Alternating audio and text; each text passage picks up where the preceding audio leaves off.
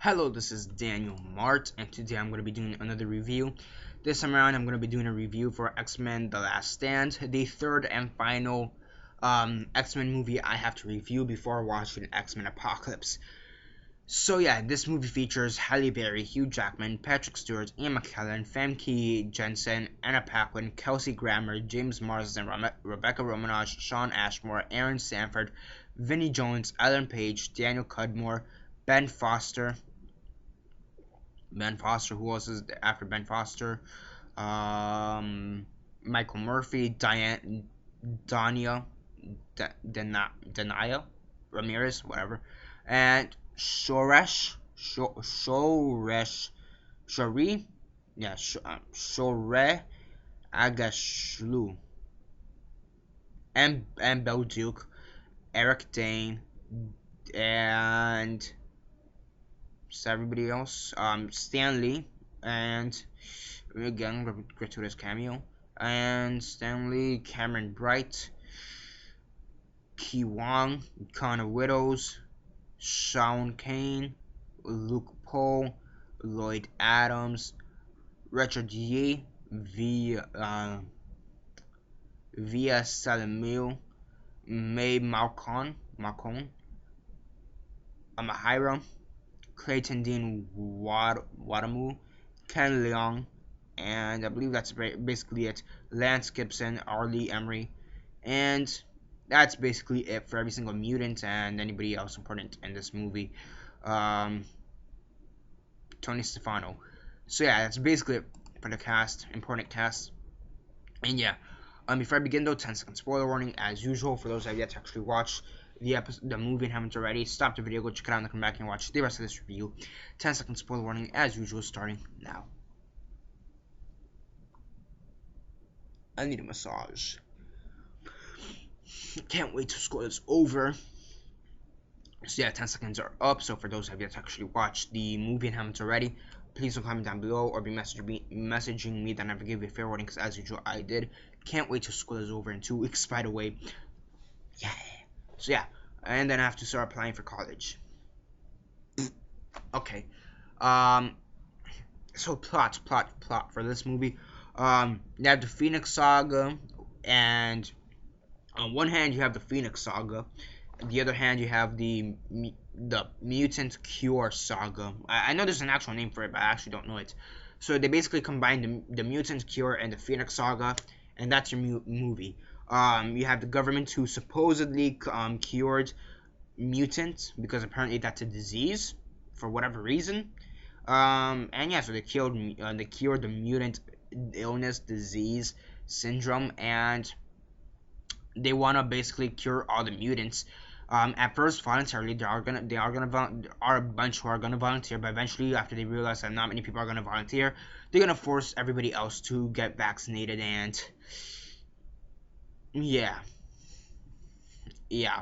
And then you had the Phoenix Saga mixed into that. Many people hate, like, I don't mean hate this movie because they fucked up the Phoenix Saga, they fucked up the Mutant Cure Saga, they fucked up the whole movie. In my opinion, I don't really hate this movie. I'm not saying it's a perfect film. I'm also saying it's not really that bad. It's not a perfect film, but it's also not that bad. I actually enjoyed it. Okay, I'll go over the positives very fast, because the positives are for the most part the same across all X-Men films. Acting was pretty good. The acting was pretty good. The action was pretty good. The writing for the most part was pretty good, and the emotion is always there.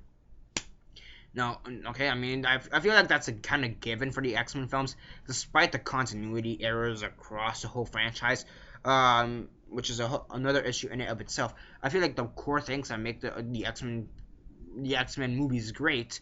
Even the worst X-Men movies aren't really that bad in my opinion. Like, many people hate X-Men Origins Wolverine.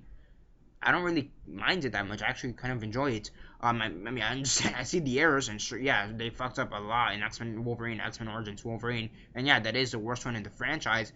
But I don't. Even after that, I find enjoyment in that movie. Same here. I find enjoyment in this movie. I feel like it's still well written. Are there story aspects of it, like the storyboarding, that's kind of bad? yeah, there are storyboard aspects of it, but the actual dialogue and the script, that's I feel like it's actually still pretty good. The acting, as always, is pretty good. The action is pretty good in my. It's for the most part, it's really the action is great in my opinion, as always, and and again the acting, dialogue, action, and the writing is all for the most part it's pretty good. Good. I mean, should they have combined the mutant cure and the Phoenix Saga? Probably not. I want to probably not. However, I feel like that's what since X-Men the first film, that's something they built up for. They built up the mutant cure and they built up the Phoenix Saga from the very start. So I mean, maybe they could have done an X4 and maybe done maybe do the Phoenix Saga here and the mutant cure in X4 or vice versa, X that and that.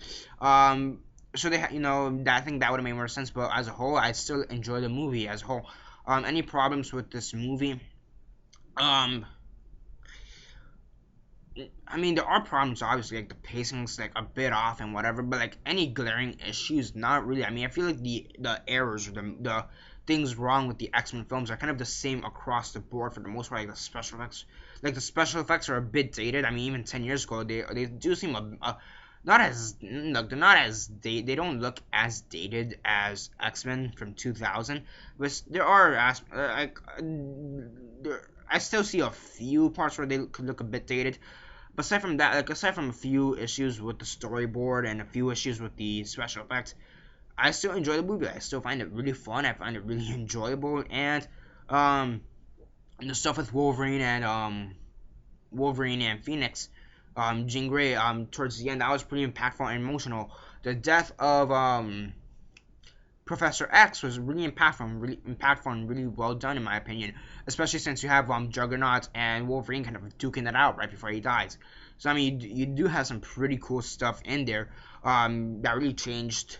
Then again, they never really continued on with that string, but it did kind of change the whole aspect of it. You have Professor X fucking dying, for God's sakes, Jean Grey dying. Okay, so that was all cool, and in my opinion, my honest opinion, one of the most defining scenes of the whole X-Men franchise, or the series, the movie series, is in this movie. If I have to pick two defining scenes within the whole X-Men series, one of them will be in X2, and the other one will be here in The Last Stand.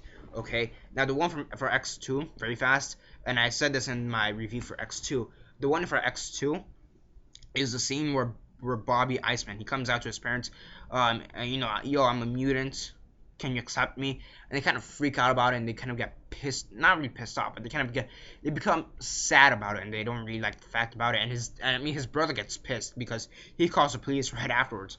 But I feel like that was the defining moments, you just see it, like the gap between mutants and humans, and how there's just that much sadness between that. And then I think the second most defining scene in the whole series is in this movie, where you have Pyro right after he talks to Iceman in the protest rally right next to the hospital.